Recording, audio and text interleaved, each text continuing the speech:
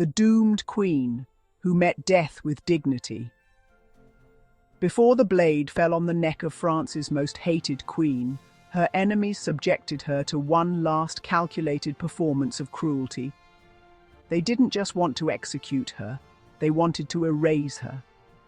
Her journey, from a gilded throne to a wooden cart, paraded through streets where her former subjects screamed for her blood, was designed to strip away every last piece of the queen. But they failed. This is the story of the profound degradation inflicted on Marie Antoinette in her final hours and the surprising dignity she clawed back in the face of utter terror. Our story leaves the Hall of Mirrors at Versailles and begins in the damp, rat-infested cell of the Conciergerie prison in Paris, the fortress nicknamed the antechamber to the Guillotine. On the night of August 2nd, 1793, Marie Antoinette was ripped from her children and brought here alone. For 76 days, the former queen was simply prisoner 280. Her cell was a cramped misery of dripping walls and a single straw mattress. Privacy was a long-forgotten luxury. 2 guards were stationed inside her cell around the clock, their eyes glued to her every move. This constant surveillance was a weapon of dehumanization, the ultimate insult for a woman who once commanded private palaces. The physical squalor was nothing compared to the psychological torture. Just a month prior, guards had torn her 8-year-old son, Louis Charles, from her arms. She would never see him again. It wasn't the loss of her crown that defined her final days. It was the profound, crushing grief of a mother. In mid-October, the final act began. On October 14th, 1793, Marie Antoinette was hauled before the Revolutionary Tribunal for a trial that was mere political theatre. Unlike her husband, the Queen was given less than a day to prepare a defence. The charges were a lurid mix of political conspiracy and tabloid fantasy. But the final accusation was so venomous, it stunned even some hardened revolutionaries. The prosecution accused her of incest with her own son.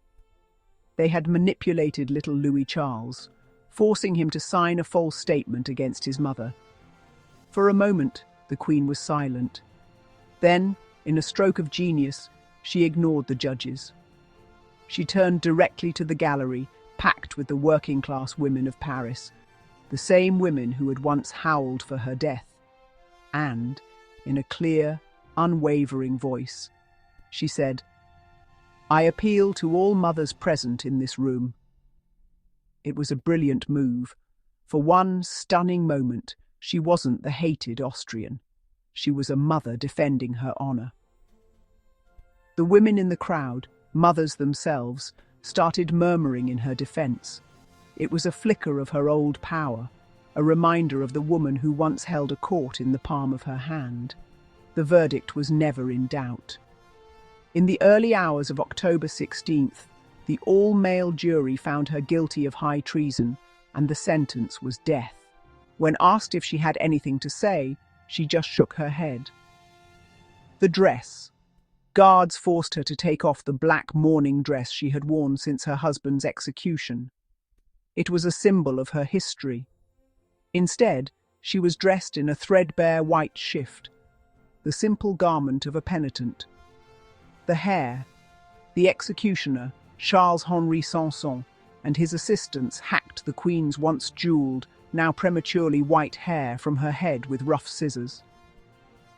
This was meant to strip her of her femininity and status, ensuring a clean cut for the blade. The chains. They bound her hands cruelly behind her back, ignoring her protest. "They did not bind my husband's hands." The ropes were pulled so tight they caused her obvious pain. At 11 a.m., she was led out to a crude, open wooden cart, the kind used for common criminals, instead of the closed carriage granted to her husband. Completely exposed to the city, the journey to the execution site took over an hour. The streets were packed with tens of thousands of people, a sea of hostile faces. They jeered, spat, and screamed insults. Marie Antoinette sat ramrod straight, her face a pale, proud mask. She didn't flinch. She didn't cry.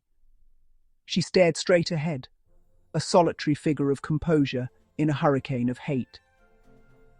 Finally, the cart rumbled into the Place de la Révolution, now the Place de la Concorde, where the guillotine stood waiting. As Marie Antoinette stepped down from the cart, something shifted. Despite the relentless campaign to break her, eyewitnesses described her as calm, composed, almost graceful. She walked up the wooden steps of the scaffold alone, refusing the executioner's help.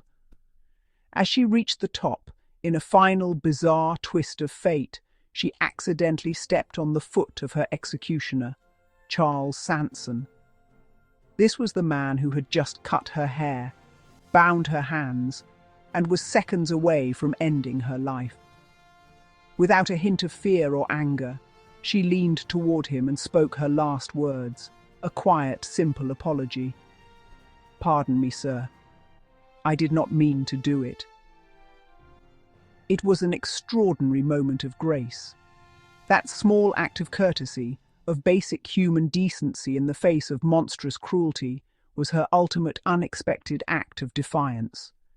It was a declaration that they could kill her, but they couldn't destroy who she was. At exactly 12:15 in the afternoon, the blade fell. The revolutionaries had tried to erase her, burying the last Queen of France in an unmarked mass grave. They stripped her of everything. But in those last moments, with a quiet apology to her own executioner, she denied them their final victory. They took her crown, and they took her head, but they could not take the shocking dignity she showed them before the blade fell.